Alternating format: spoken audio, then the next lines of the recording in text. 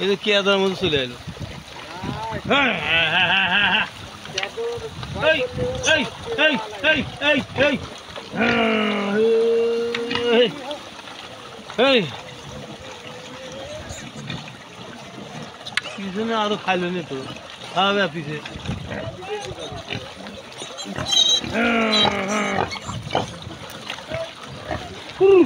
বল দাও বাবা তোর খাওয়া হয়ে গেল না না পাটে যাবে না পাটে না আমরা এন তো পানি খাচ্ছি বা পাটের মধ্যে ও প্রতি খেতে আসো এনতে চড়ে